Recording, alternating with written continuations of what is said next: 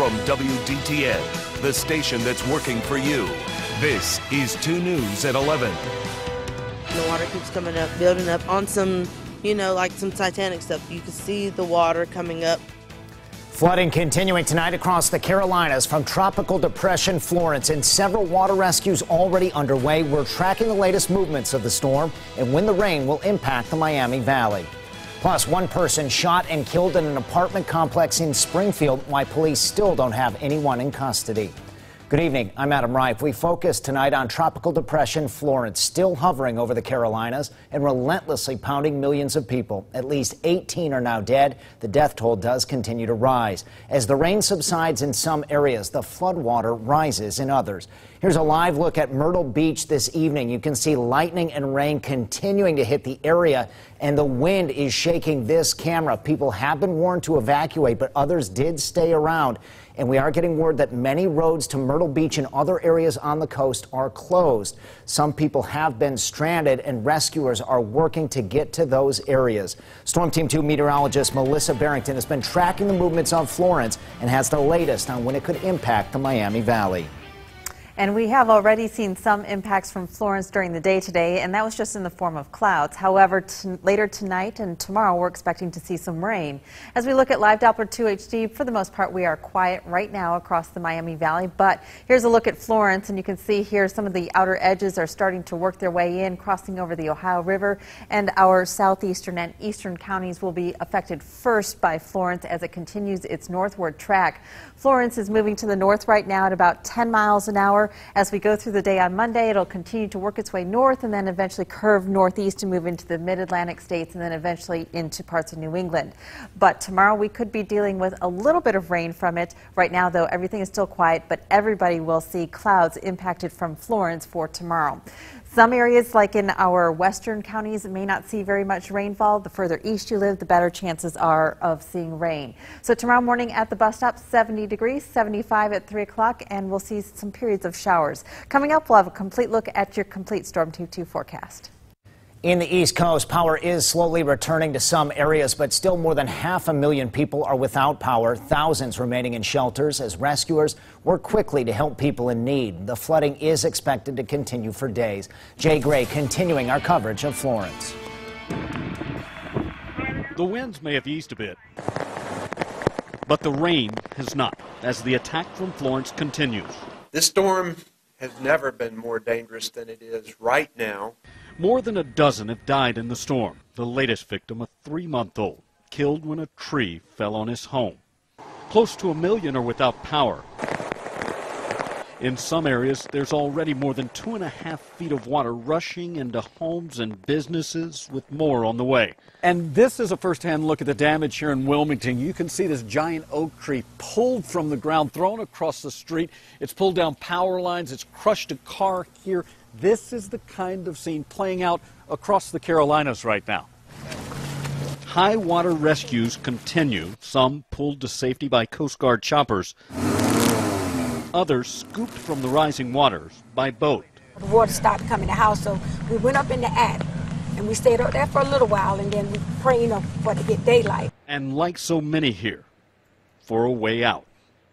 That was Jay Gray reporting. Our local Red Cross volunteers are on the move to aid in the relief effort. Volunteer Linda Bushman and other Dayton natives are on their way to Raleigh, North Carolina after waiting out the storm in Georgia. She sent along these pictures today as they and thousands of other volunteers will help in the cleanup effort.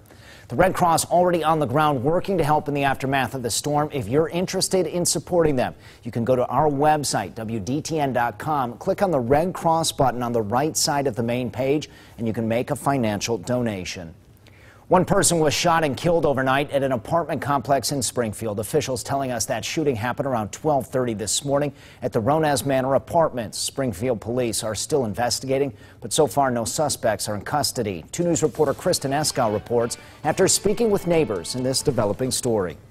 Police tell us a homicide investigation is underway and there's no word yet on any arrests. Neighbors tell me the incident makes them feel far less safe.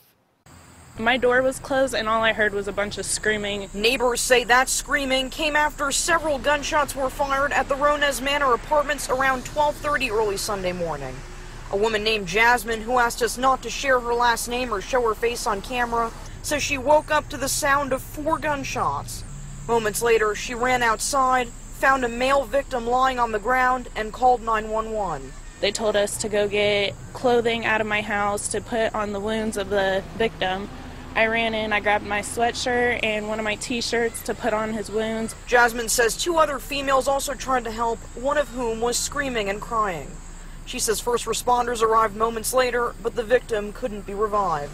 I was devastated. I was terrified. My child was upstairs asleep in my bed. She's only 6 months old. Neighbors tell us it's an area where many families with young children live. But some say they've also seen police respond here before to other incidents.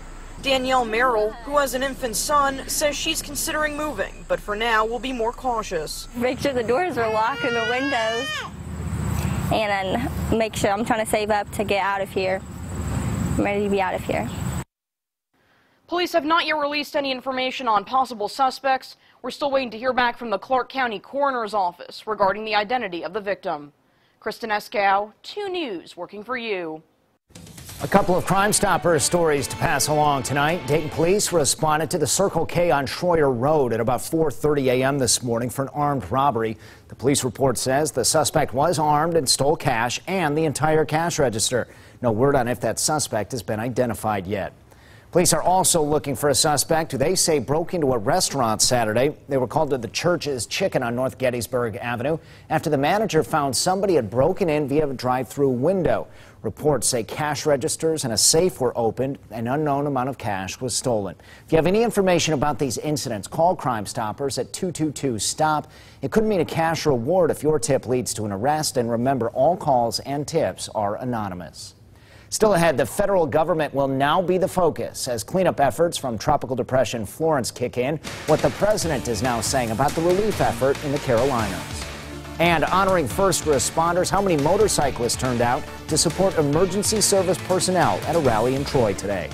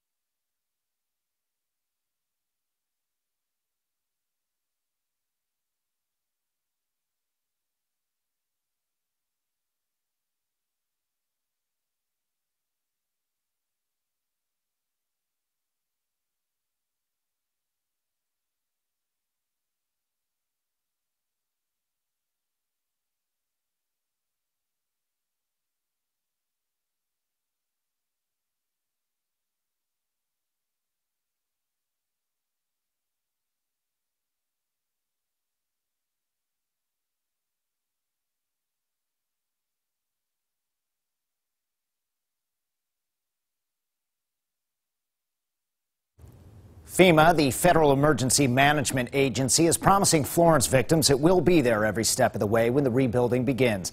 And today, FEMA's administrator defended President Trump after the president falsely disputed Puerto Rico's death toll from Hurricane Maria. New at 11, Jennifer Johnson has our story from Washington. As rising waters continue to flood the Carolinas, the Federal Emergency Management Agency's focus now is on search and rescue. And FEMA is promising to help victims of Florence rebuild their lives. We're meeting their demands as they're coming up to us, and we'll get through this. It'll be ugly, but we'll get through it. I mean, recovery is always a very frustrating process for people when they've lost their livelihood. North Carolina's lawmakers say the state is still recovering from Hurricane Matthew 2 years ago. And now this. I think that it's fair to say in terms of economic impact, rebuilding, that we are talking in the billions of dollars. President Trump Sunday praised FEMA's response to Florence, tweeting, "As the storm begins to finally recede, they will kick into an even higher gear. Very professional." Casting a major landfalling. This as Brock Long defended the president's controversial tweets last week about Puerto Rico's death toll from Hurricane Maria. The Puerto Rican government and one study claimed close to 3,000 hurricane-related deaths. President Trump said it was more like 18 and claimed Democrats inflated the number to make him look bad. It's frustrating. Those studies, the Harvard study was done differently than the George Washington study or this study or that study, and the numbers are all over the place. Long says FEMA is now one of Puerto Rico's largest employers, helping that island rebuild. That was Jennifer Johnson reporting. President Trump was briefed on Florence this afternoon, and when he gets the okay from FEMA, he plans to visit the Carolinas to view the destruction firsthand. Still to come tonight, Christmas coming early for a Cincinnati boy, how the community made it all happen for him and his family, and how a 10-year-old survived being impaled by a meat skewer in Missouri.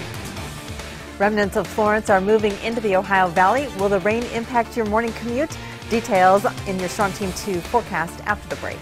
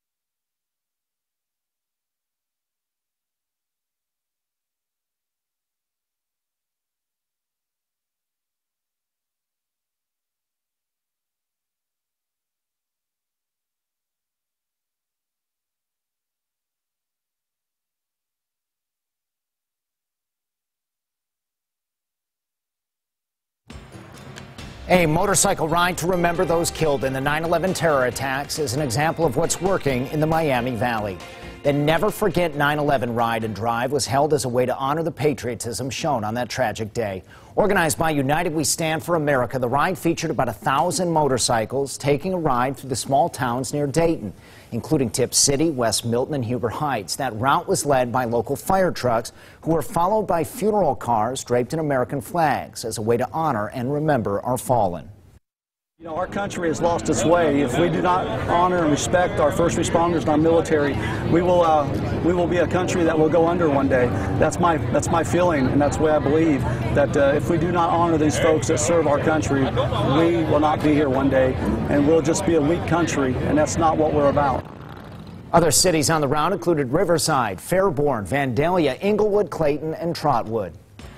A 2-year-old boy from Cincinnati is getting an early Christmas after a devastating diagnosis. Brody Allen was diagnosed with a rare type of cancer and was not responding to treatment. 5 weeks ago, doctors told the family that Brody would have just 2 months to live, so the family decided to hold Christmas early. They reached out to neighbors asking for help and then turned to social media. The neighborhood pitched in to turn their street into a winter wonderland. Inside there's a bucket full of mail, and we got all of that this morning. The mailman used to never come down our street. He comes down our street now with his truck because he can't carry all the mail in his hands. And additional fundraisers have been held to help make more memories for Brody. New at 11, a miraculous recovery for a 10-year-old boy in Missouri who fell onto a metal meat skewer, impaling his face. Xavier Cunningham was playing in a treehouse with a friend when a swarm of yellow jackets started stinging them. As he tried to escape, Xavier fell from the ladder and landed on the foot-long skewer. It went through his face and stopped at the base of his skull. After a 7-hour procedure by a team of doctors at the University of Kansas, they were able to remove that skewer safely. Xavier's mom and his doctor say he's lucky to be alive. He goes, "I'm dying, Mom." And I go, "You're gonna be," he goes, "No," because I can feel it. I go, "You're gonna be okay." And he goes, "I want to see Jesus, but I don't want to see him right now." I go, "It's okay." I go, "He's here. You're gonna be okay." So then when he would wake up and come to, he'd be like, "Am I alive?" And I go, "Yeah." He goes, "I'm so happy I'm alive." 10-year-old Xavier is currently recovering. He is expected to make a full recovery. New at 11, there's important medical news tonight about aspirin and heart health. For years, we've been told that older adults can take a baby aspirin every day to help prevent heart attacks. But now there is mounting evidence that the daily pill could be causing more harm than good. Dr. John Torres breaks down both sides. This will be your first time that 56-year-old teacher Anthony Brooks doesn't have a family history of heart disease, and he's fit. A jogger who runs 5Ks. I've always been an athlete. I love staying in shape. But his doctor recommended an aspirin a day to prevent any future heart problems. He felt that it would be good for me to take an aspirin to keep my heart ticking. It's long-standing advice followed by millions of Americans to prevent a first heart attack. But now, a major about-face. 3 blockbuster studies published today in the New England Journal of Medicine followed almost 20,000 healthy people over age 70. Researchers discovered that taking low-dose aspirin, just 100 milligrams a day, did not prevent heart attacks and other cardiovascular disease in that age group. The message is changing. It is no longer a slam dunk to take a baby aspirin to prevent a stroke or heart attack, especially now if you're older than 65. The risks seem to outweigh the benefits. And those risks were alarming. Taking an aspirin daily increased the risk of stomach and brain bleeding and even raised the risk of death. Most people take aspirin without even thinking about it. It's a medicine that's sold over the counter. Aspirin's a powerful medicine that can cause life-threatening bleeds. It should not be taken lightly. The advice doesn't change for people who have already had a heart attack or are at a very high risk for one. But for people like Anthony Brooks, taking aspirin for prevention, he'll be talking to his doctor. We will revisit that conversation because it's top of mind for me right now. A new lesson in heart health for patients and their physicians. Caught on camera tonight, 5 little squirrels sitting in a tree got caught in a bit of a tailspin. Here's what we mean. This is them, the siblings, somehow getting their tails entangled with grass and strips of plastic their mother used as nest material. Now, somebody found the squirrels and called the Wisconsin Humane Society for help. It took them about 20 minutes to free them.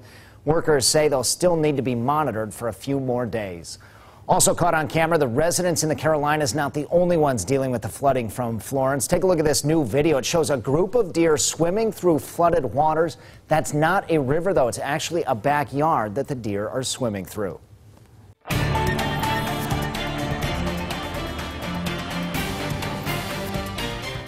Well, this weekend we turned out to have really good weather, but last weekend we were dealing with Gordon, and now tomorrow we will be dealing with Florence here across our area. Throughout the evening, we've had some scattered clouds. Those clouds have actually been as a result of Florence as it continues to work its way towards the Ohio River Valley. Your weather headlines for tonight: remnants of Florence will be moving in overnight and on Monday. Warm weather, though, after tomorrow for the rest of the week, and after tomorrow also, the next best chances of rain actually won't be until Friday. As we take a look here at Live Doppler 2 HD, it is quiet right now, but as we expand the picture a little bit here, you'll notice that the clouds and the rain is starting to work its way into parts of southern Ohio.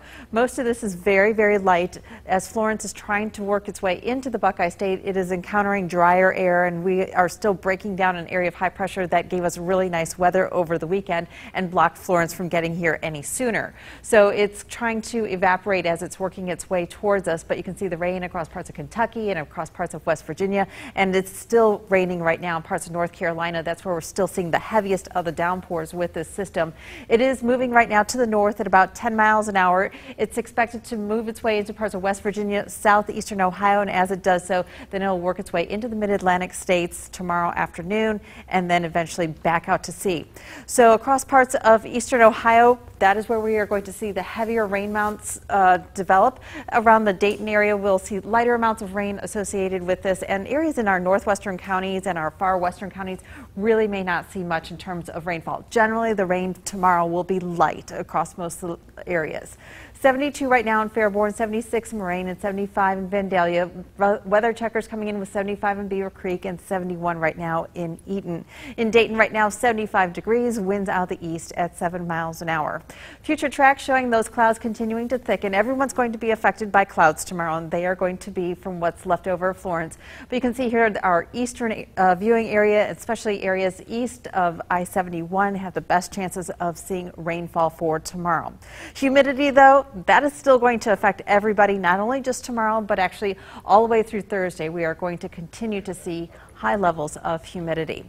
So your forecast here for tonight, mostly cloudy skies, only down to about 68 degrees. It's pretty muggy outside if you have been outside at all this evening. And then rain developing during the overnight hours, and it's generally going to be fairly light. Periods of rain throughout the day tomorrow may affect the morning commute, especially if you're out early and the further east that you do live. We'll continue with the high humidity, temperature around 78 degrees for that top temperature. Your hour-by-hour forecast, again, it's not going to be a complete washout tomorrow, that's for sure, but there's a chance of rain just about at any time during the day tomorrow. Your extended forecast here, sunshine returns on Tuesday, Wednesday, and Thursday, and then we're going to watch another storm system come in on Friday.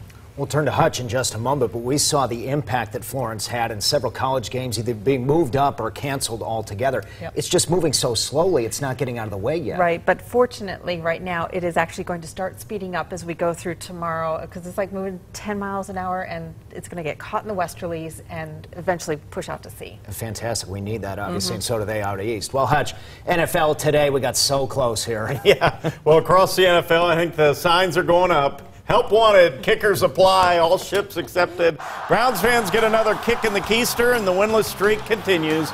2 Sports continues in 2 minutes and 35 seconds.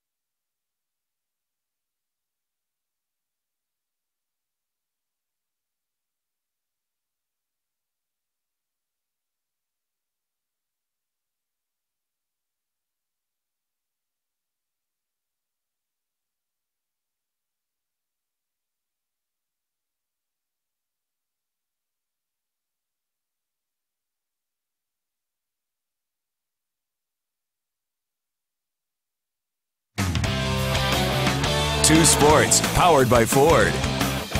For the second straight week, Browns fans are kicking themselves. Perhaps time would be better spent learning how to kick, specifically a football through a goalpost. No doubt Cleveland has improved, but the winless streak is now at 19. Job has nothing on Hugh Jackson when it comes to patience. First quarter action, Saints receiver Michael Thomas coughs up the football. The fumble is recovered by cornerback Demarius Randall. The turnover leads to points. Zane Gonzalez connects on this 39-yard field goal. The Browns leading at halftime 6-3. Extending the margin in the third quarter, watch the former Buckeye Carlos Hyde run around the left side and make a great dive to the pylon. The 12-3 lead, though, would evaporate, and with 2 minutes and change, Drew Brees tosses this go-ahead touchdown pass to Michael Thomas. New Orleans added the two-point conversion to make it 18-12. But hold the phone, 4th and 5 with 1:05. Tyrod Taylor slings it deep for Antonio Callaway. The 47-yard strike has me thinking, wow, the Browns might actually win. But Zane Gonzalez misses the extra point, leaving the game tied at 18. With 21 seconds, Will Lutz nails the 44-yarder to put the Saints on top. Zane Gonzalez with a chance at redemption with this game-tying 52-yarder at the end of regulation. It's wide right, and it's going to be a restless night for one Zane Gonzalez. New Orleans 21, Cleveland 18. The Browns with a short week. They'll host the Jets on Thursday night at First Energy Stadium. The Steelers and Chiefs doing battle at Heinz Field. Patrick Mahomes tying a Kansas City record, throwing 6 touchdown passes. The 22-year-old has 10 TDs through the first 2 weeks, the most ever by an NFL quarterback in 2 straight games. KC scored 3 touchdowns in the first quarter. The Steelers answered with 3 in the second quarter. Ben Roethlisberger finding James Washington. That evens this one at 21 heading into the locker room. Big Ben's 452 yards and 3 touchdowns overshadowed by Patrick Mahomes. The 6 touchdown passes ties the most ever allowed by the Steelers defense in a single game. The Chiefs improving to 2-0 with the 42-37 victory. Kansas City winning in Pittsburgh for the first time since 1986. The top 5 in this week's Associated Press College football poll remain the same. Bama number 1, followed by Georgia, Clemson, Ohio State, and Oklahoma. The Buckeyes passed their first big test with flying colors, taking down TCU and Arlington 40-28. Ryan Day will turn the reins back over to Urban Meyer next Saturday. He'll do so with a 3-0 record. We're just so excited to get Coach back next week, and obviously the culture that he's built here is amazing, and the foundation that he's built here, and that's what got us through these first 3 games and through preseason, and the players that have been recruited here and the coaches that are here have kept this thing going, and so just humbled to be part of such a great tradition. Turning to baseball, the Reds season has reached the final 2 weeks. The curtain can't come down soon enough for a team destined for another 90 or more losses. The Reds taking Wrigley Field this afternoon, having dropped 8 straight to the Cubbies. The string snapped thanks to a pair of solo home runs. Scott Schebler sending the first pitch of the game over the Ivy. Schebler with 19 home runs on the season. Then in the 4th, it's Phillip Ervin going deep to center. And this is his 7th round tripper of the year. Luis Castillo earning his 10th win by pitching 6 2/3 of 4-hit, 1-run baseball with 4 walks and a pair of strikeouts. The Reds avoid the sweep, 2-1 the final. Good news, though, for Adam and Chicago fans. The Brewers also lost today, so the Cubs' lead in the NL Central remains at 2.5 games. The Reds now head to Milwaukee to begin a 3-game series against the Brewers on Monday night. 16 drivers, 10 straight weeks. That's the format that'll crown NASCAR's Monster Cup champion. The playoffs beginning in Sin City. Martin Truex Jr. trying to defend the coveted cup, but 15 others all have a shot. I mentioned Truex Jr., and, well, he is the winner of Stage 1. Stages 2 and 3 were a different story, though. Kevin Harvick's car having issues, and it gets worse when Eric Jones tags him from behind. Looks like Adam on the bumper car ride. Brad Keselowski, the winner of Stage 2. On a late restart in overtime, it's Keselowski quick to the front, and he's going to race to his 3rd straight checkered flag. The driver of the number 2 Ford earning Roger Penske his milestone 500th career victory across all racing series. Kyle Larson finishing 2nd, with defending Cup champion Martin Truex Jr. taking 3rd. Playoff race number 2 is Saturday night at Richmond with the running of the Federated Auto Parts 400. I feel like we're proud of this win, but it's one win in a long grind. And there's 9 weeks of long grinding left. If you look too far ahead, you get in trouble. Just hoping to get out of the parking lot before you tonight. Yeah, I don't know why this came up. I've got a pretty good driving record. Oh, You're okay. going to start getting people a little nervous there in the parking lot. Looking ahead, we're not nervous here, Melissa, weather-wise. It's a pretty good start for us in the Miami Valley. Yes, there will be some areas of rain tomorrow, but nothing like what they saw in the Carolinas, and we're not talking anything like Gordon. It's going to be areas of light rain tomorrow. All locations will be affected by cloudy skies and temperatures tomorrow in the 70s. All right, thanks, Melissa. I got to go check my car, see if there's any previous damage there. Thanks for watching 2 News at 11. For complete coverage of breaking news and weather, head to our website, WDTN.com. We're always working for you. Have a great night.